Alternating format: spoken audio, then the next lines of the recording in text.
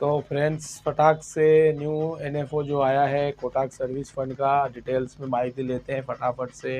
और कुछ भी नहीं समझ पड़ी हो तो कमेंट करके सवाल पूछिएगा। और फटाफट से इन्वेस्टमेंट स्टार्ट करना हो तो लिंक्स हमारे होम पेज पे दी गई है, फटाफट से जाके अकाउंट ओपन कीजिए। अकाउंट ओपनिंग फ्री है। चलिए देखते हैं डिटेल्स में न्यू एनएफओ कोटक की तरफ से जो आया है, कोटक सर्विस फंड।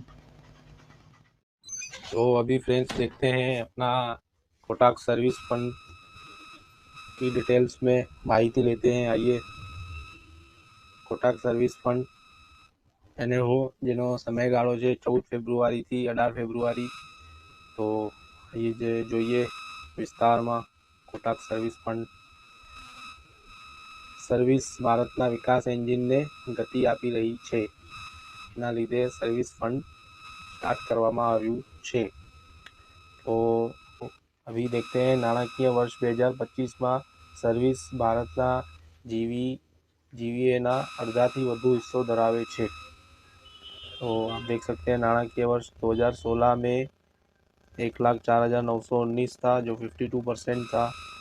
जो अभी 2025 लास्ट की बात करें तो 55% है। नाણાકીય सर्विसेज, फाइनेंशियल सर्विसेज में 55% सर्विस सबसे ज़्यादा जीवीए का हिस्सा धराते हैं। नाણાકીય सर्विसेज अर्थतंत्रનું શહેરીકરણ, ભારત ઝડપથી શહેરીકરણ તરફ આગળ વધી રહ્યું છે।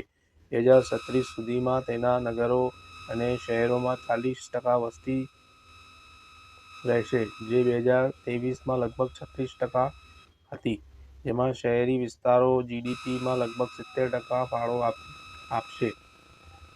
तो फ्रेंड्स, आप देख सकते हैं कि किस तरह से शहरीकरण में 40% तक शहर की वस्ती रहेगी, जो 36% है अभी जो।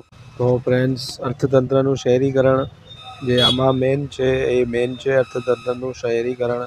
જે જોઈ શકો છો તમે 1950થી જે 17% હતું, જે હમણાં 2025 સુધી 37% બતાવે છે, અને જે 2030 સુધીમાં 40%થી વધારે બતાવે છે। जो आ शहरीकरण છે એ जीडीपीમાં लगभग 70% ફાળો આપે છે। मतलब समझ सकते हैं कि जैसे ही शहरीकरण बढ़ेगा, जीडीपी बढ़ेगी, तो जीडीपी में जो ग्रोथ मिलेगी, तो हमारा जो सर्विस जो सेक्टर है फंड का, जो इन्वेस्टमेंट का सेक्टर है, उसमें भी सर्विस का ज़्यादा लाभ उठाएंगे लोग।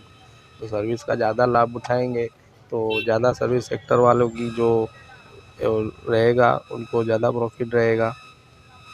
फिर વધતી માથાદીઠ આવક સર્વિસ સેક્ટરને આગળ ધપાવે છે। તો માથાદીઠ આવકમાં વધારો થવાથી જીવીએ સર્વિસ સેક્ટરનું યોગદાન વધે છે। सर्विस सेक्टरना विकासનું मुख्य परिबळ माथादीठ आवकમાં વધારો। तो जैसे शहर की तरफ बढ़ेंगे और शहर में जैसे कि सब लोग काम करके सब लोग कमाने की चेष्टा रखते हैं, तो उसके लिए इस सेक्टर में इन्वेस्टमेंट करना सही रहता है। और दूसरा है सर्विस सेक्टर। कोटक सर्विस फंडમાં ઇન્વેસ્ટમેન્ટ શા માટે કરવું જોઈએ? તો શા માટે કરવું જોઈએ? પહેલું કારણ, ભારતના અર્થતંત્રનો સૌથી મોટો હિસ્સો, भारतना जो अर्थतंत्र है, भारत का जो अर्थतंत्र है, सबसे बड़ा हिस्सा सर्विस सेक्टर पे निर्भर करता है। सेकेंड, डिजिटलाइजेशन थी सहायता प्राप्त। तो सबसे बड़ा सेक्टर है, तो उसमें ही सबसे ज़्यादा आप देख सकते हैं कि सर्विसेज पे सबसे ज़्यादा डिजिटाइजेशन हो गया। सबसे ज़्यादा कोई भी सर्विस आप सिलेक्ट कीजिए, इसके लिए मजबूत मांग हो रही है। सर्विस की डिजिटाइजेशन ज़्यादा हो गया तो उसके लिए मजबूत मांग हो रही है, मतलब डिमांड है, जो कस्टमर्स की जो डिमांड है वो सबसे ज़्यादा हो रही है सर्विस पे। तो इसके लिए सहायक सरकारी नीति हो, इसके लिए सरकार गवर्नमेंट भी इन डिजिटाइजेशन को और सर्विसेज को सपोर्ट कर दी है। तो सहायक सरकारी नीतिओ। પછી લાસ્ટ છે પ્રીમિયમ અને વ્યક્તિગત સર્વિસ પ્રત્યે ગ્રાહકનો વલણ। तो इसमें जो प्रीमियम सर्विस देगा और व्यक्तिगत सर्विस अच्छे से देगा, उसमें लोग इन्वेस्टमेंट अच्छे से करेंगे और उसी को ज़्यादा मतलब सिलेक्ट करेंगे। तो अभी देखते हैं जो લાંબા ગાળાનો રેકોર્ડ શ્રેષ્ઠ પ્રદર્શન દર્શાવે છે।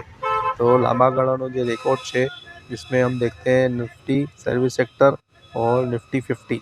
तो इसमें 2010 में रिटर्न दिया था निफ्टी 50 ने 19.22, जिसमें 22.57 निफ्टी सर्विस सेक्टर रिटर्न दे रही है, देख सकते हैं आप।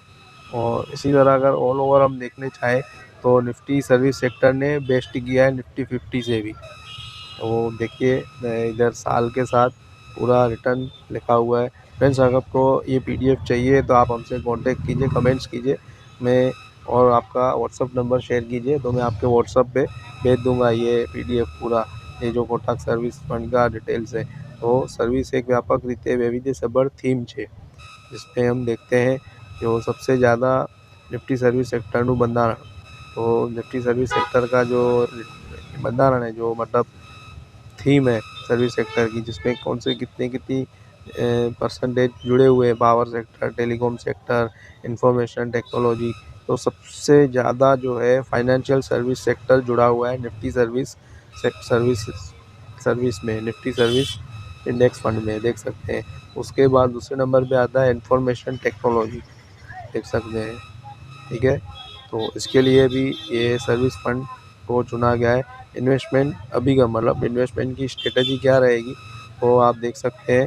इन्वेस्टमेंट यूनिवर्स कोटक कवरेजમાંથી इन हाउस संशोधन द्वारा पसंद करवा માટે योग्य टोचना आइडिया। तो इनके इन हाउस में से योग्य आइडिया और मैनेजमेंट टीम जो डिसीजन लेगी उससे फ्लेक्सी मार्केट कैप, બધા માર્કેટ કેપ સેગમેન્ટ ખરીદી કરવાની સુગમતા। कोई भी સેક્ટરમાં એટલે कोई भी सेक्टर नहीं, सेक्टर सर्विस का ही रहेगा, बट मल्टी कैप मतलब फ्लेक्सी कैप रहेगा। लार्ज मिड स्मॉल किसी में भी इसमें इन्वेस्ट कर सकते हैं जो भी मैनेजर रहेंगे। तो बॉटम अप स्टॉक खरीदी, तो पसंद करेला स्टॉक्सમાંથી BMV અભિગમ ધરાવતી કંપનીઓ ઓળખો। तो बॉटम अप स्टॉक्स से खरीदी मतलब जहाँ पे बॉटम का रहेगा, स्टॉक भले बढ़िया हो पर उसकी खरीदी उसकी बॉटम पे रहेगी, मतलब जितना नीचे स्तर पे खरीदी करेंगे उतना इन रिटर्न में फ़ायदा होगा। तो लास्ट है GARP, વ્યાજબી ભાવે વૃદ્ધિ દર્શાવતી કંપનીઓની પસંદગી। तो ये वही हो गया, मतलब व्याजबी भाव से खरीदी, जो स्टॉक का भाव व्याजबी रहेगा बट उसका जो कंपनी का जो ग्रोथ है वो बढ़िया रहना चाहिए। इसी हिसाब से यहाँ पे स्कीम का फीचर देखते हैं। तो इसमें कहाँ से स्टार्ट है, मिनिमम आप 500 रुपये से SIP कर सकते हैं, और अगर उसके बाद आपको बढ़ाना है तो 100 रुपीज़ से बढ़ा सकते हैं। उसके बाद अगर आपको लमसम खरीद इन्वेस्टमेंट करना है तो उसके लिए 1000 स्टार्ट कर सकते हैं, 1000 से। तो फ्रेंड्स कैसी लगी आपको हमारी इस म्यूचुअल कोटक सर्विस स्कीम की डिटेल्स। तो स्कीम का नाम है कोटक सर्विस फंड, जो सर्विस में फ्लेक्सी कैप फंड है। फ्लेक्सी कैप मतलब किसी में भी जो भी लार्ज स्मॉल मिड, जिसमें मैनेजर को ठीक लगे कि भाई अभी ये मेरे एवरेज रेट पर, मेरे अपने रेट पर आया है तो अभी मैं इसमें इन्वेस्टमेंट करूँ। फिर वो लार्ज कैप हो, मिड कैप हो, स्मॉल कैप कोई भी हो सकती है, बट सर्विस से रिलेटेड रहनी चाहिए, ये उनकी थीम है। तो फ्रेंड्स उम्मीद है आपको अच्छा लगा हो हमारा। तो फ्रेंड्स लास्ट में investment are subject to market risk, तो रिटर्न जो रहेगा मार्केट के हिसाब से ही रहेगा।